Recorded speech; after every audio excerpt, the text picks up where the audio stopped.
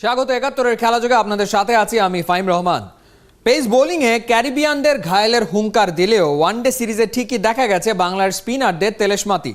2 one day সেরা bowler Shakib Miraj, টেস্টেও spin ভেলকির আশায় আছেন মুমিনুল। কাপ্তানের দুশ্চিন্তা কমিয়েছে সাকিবের রিপোর্ট, ওর ইনজুরি গুরুতর নয়, তবে তাইজুল, মিরাজ, নাইম অনুশীলনে একটু ছন্ন ছাড়া কোচ না থাকায়। রিয়াসাদ আজিমের রিপোর্ট, মোহাম্মদ মাইনুদ্দিনের ক্যামেরায়।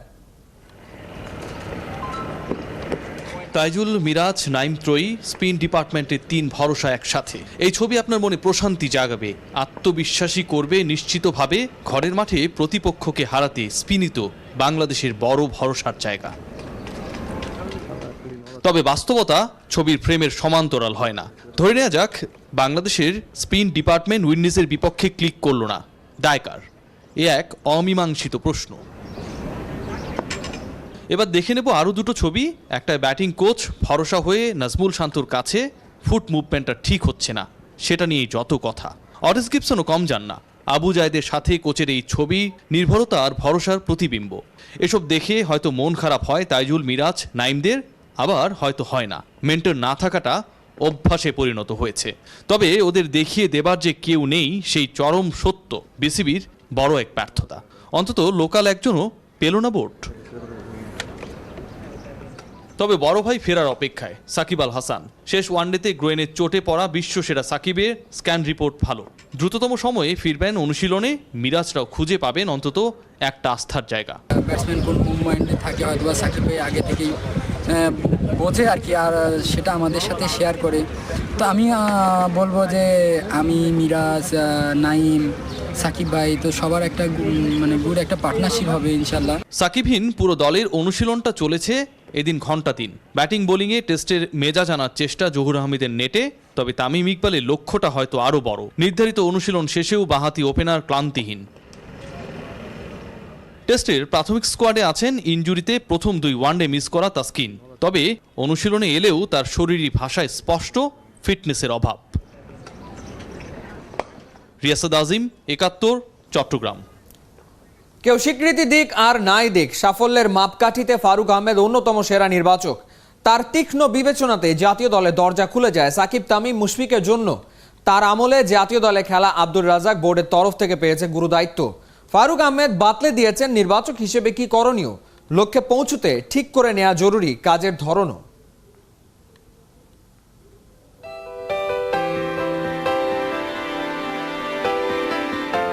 আমি প্রথমেই আব্দুর রাজ্জাককে কংগ্রেচুলেশন জানাচ্ছি।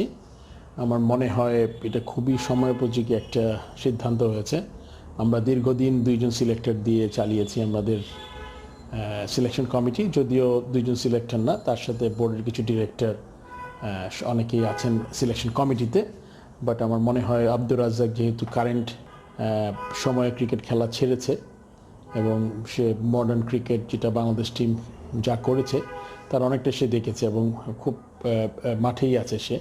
আমার তার জন্য খেলোয়াড় পিক করা খুব সুবিধা হবে।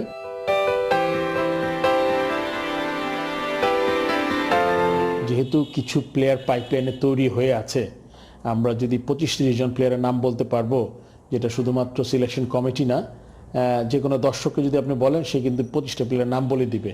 তারপরে কি ওই জায়গাটা খুব গুরুত্বপূর্ণ। এক, দ্বিতীয়ত হচ্ছে গিয়ে আপনি প্লেয়ার যে তৈরি করবেন আপনি, এখন কিন্তু আমাদের সময় এসছে সিলেক্টর দিয়ে কিছু স্পেসিফিক জায়গায় কাজ করা। কীরকম? আমি বাংলাদেশ টিমে 6-7 নম্বর একটা ব্যাটসম্যান খুঁজছি, আমি বাংলাদেশ টিমে একটা অলরাউন্ডার খুঁজছি, আমি বাংলাদেশ টিমে একটা লেগ স্পিনার খুঁজছি, আমি বাংলাদেশ টিমকে T20 ফরম্যাটে কী দেখতে চাই। এখন স্পেসিফিকভাবে কাজ করতে হবে।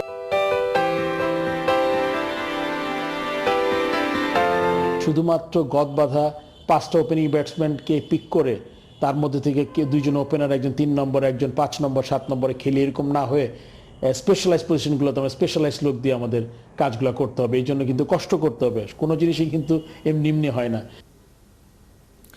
ক্যারিবিয়ানদের মেলা ভক্ত এই বাংলায়। গেইল, পোলার্ড, আন্দ্রে রাসেলদের নিয়মিত খোঁজ খবর রাখেন তেমন মানুষের সংখ্যাও নিতান্ত কম না। কিন্তু কারা এলো বাংলাদেশ সফরে? অখ্যাত অনেক নামের সাথে পরিচিত না এই জনপদের ক্রিকেট ভক্তরা। শুধু বুঝতে পারছে দলটা খুব একটা জাতের না। আসলেই কি তাই? ক্যারিবিয়ানদের টেস্ট দলের আদ্যপান্ত ধারাবাহিকভাবে বিশ্লেষণ করছে খেলাযোগ। আজ ব্যাটসম্যান জার্মেইন ব্ল্যাকউডের গল্প থাকছে মাহদি হাসানের রিপোর্টে।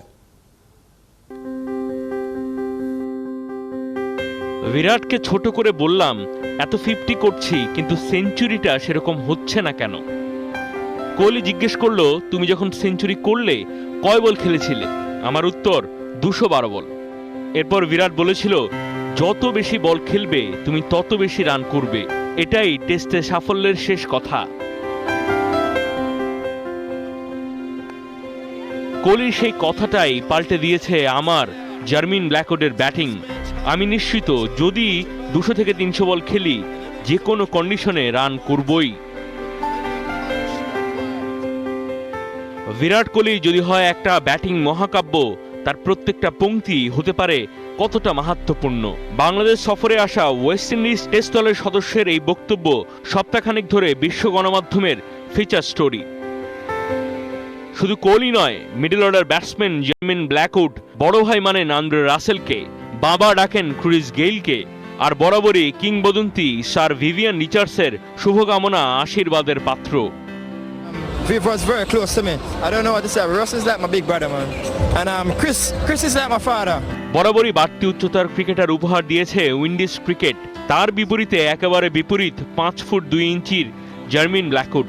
টেস্ট ক্রিকেটার হলেও শট খেলতে, দ্রুত রান তুলতে ভীষণ পছন্দ করেন জ্যামাইকান ব্যাটসম্যান। গ্যাপ বের করতে পারার সামর্থ্য, একই সাথে টেস্ট ফরম্যাটে অতি আক্রমণাত্মক ফিল্ডিং, দুটাই কাজ করে ব্ল্যাকউড যে গেম খেলেন সেটা খেলার জন্য।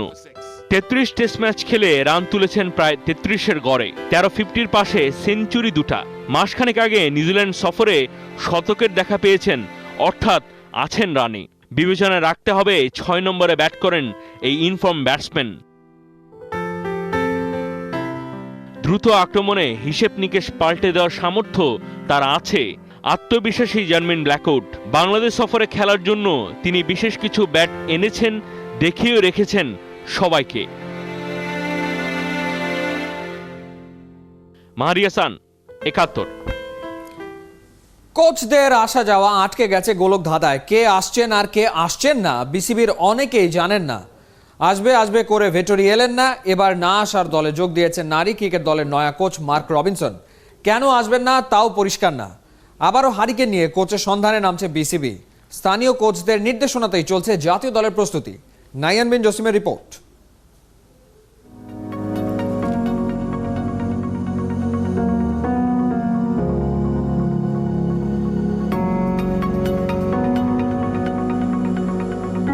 এখানে সব ফ্যাসিলিটি পাচ্ছি এবং আমরা উইকেট সেন্টার উইকেটে প্র্যাকটিস করার সুযোগ পাচ্ছি এবং আমরা ফিটনেস করছি এবং ইনডোর পাচ্ছি, জিম পাচ্ছি, সব ফ্যাসিলিটি পাচ্ছি। দীর্ঘদিন পর বাংলার মেয়েরা অনুশীলনে সব সুবিধাই বিসিবি নিশ্চিত করেছে। সালমাদের মুখে হাসিও ফুটেছে, কিন্তু অপূর্ণতা থেকেই গেছে। গুরু ছাড়া শিষ্যদের প্রস্তুতি কি আর জমে? অনেক খোঁজাখুঁজির পর হাই প্রোফাইল নয়া কোচ পেয়েও বিসিবি তাকে হারিয়েছে। ইংলিশ কোচ মার্ক রবিনসন নাকি আর আসছেন না বাংলার মেয়েদের দায়িত্ব নিতে। যার সঙ্গে কথা চূড়ান্ত ছিল, যার দিনক্ষণও আসা ঠিক হয়ে গিয়েছিল, কিন্তু তিনি পারিবারিক কারণে এবং করোনা প্যান্ডেমিকের কারণে শেষ মুহূর্তে তার সিদ্ধান্ত থেকে সরে যান। সিলেটে মেয়েদের ক্যাম্পেই যোগ দেওয়ার কথা ছিল ইংল্যান্ডকে নারী বিশ্বকাপ জেতানো এই কোচ। তার জায়গায় এখন সালমা জাহানারাদের নতুন কোচ হিসেবে যাদের ভাবা হচ্ছে তারাও ইউরোপিয়ান। কিন্তু অপেক্ষার ক্ষণ কবে শেষ হবে কে জানে। প্রশ্ন হচ্ছে, আপৎকালীন কারা দায়িত্ব পালন করবে? এই মুহূর্তে আমাদের গেম ডেভেলপমেন্ট এবং আমাদের ডিভিশনাল বা জেলার কোচ যারা রয়েছে তারা টিমগুলোর সঙ্গে কাজ করছেন।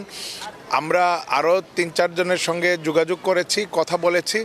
আশা করছি হয়তো স্বল্পতম সময়ের মধ্যে আমাদের পরবর্তী যিনি ওমেন্স টিমের কোচ তিনি এসে দলের সঙ্গে যোগ দিবেন।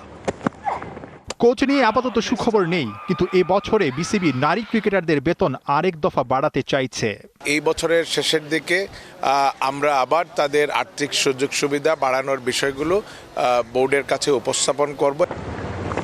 নাহিয়ান বিন জসিম, 71। এবার জেমি ডেও বলে দিলেন, ফুটবলের উন্নতি কোনোভাবেই সম্ভব না রাতারাতি। বাংলাদেশকে বিশ্বমানে নিতে অন্তত 10 বছর সময় চাই।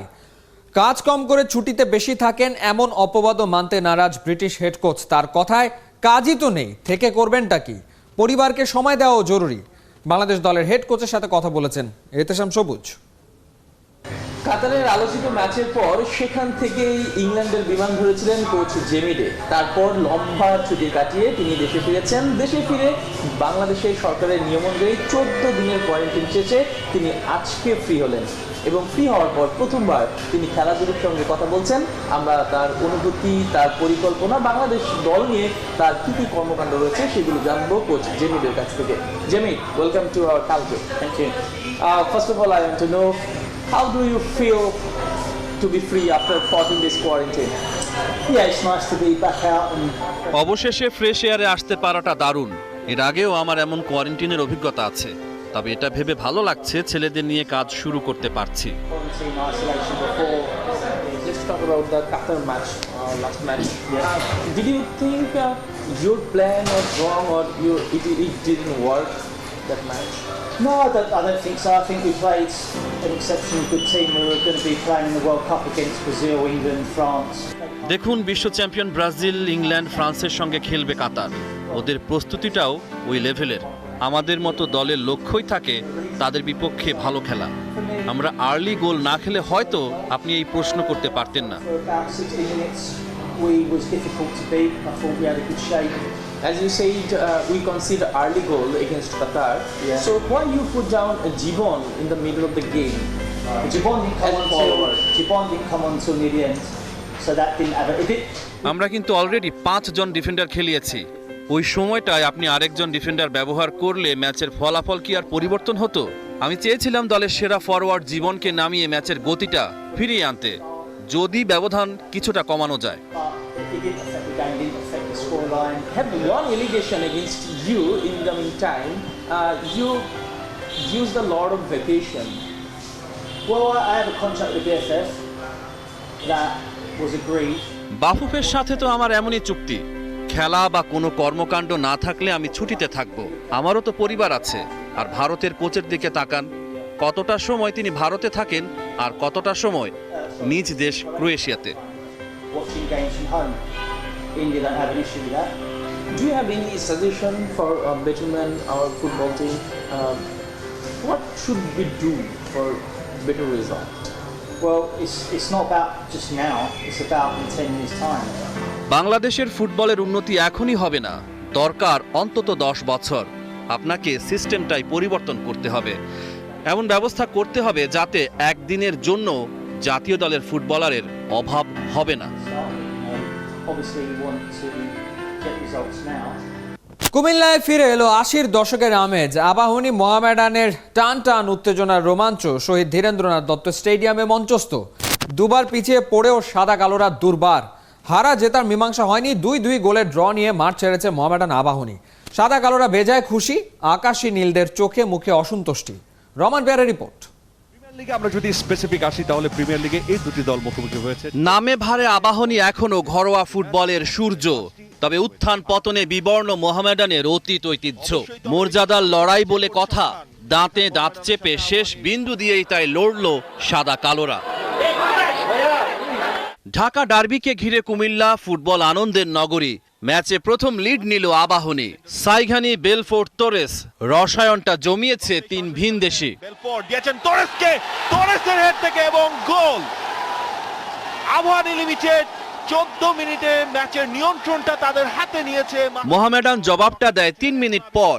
স্কোরার দিয়াবাত, মালির স্ট্রাইকার চৌধুরী শেষ পর্যন্ত এবং দারুণ ফিনিশিং।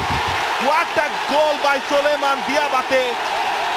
নাসিরউদ্দিন পুরোপুরি চিরপ্রতিদ্বন্দ্বী আবাহনী ফের সাজালো আক্রমণের ডালি। এবার জুয়েল উৎসবের মধ্যমণি।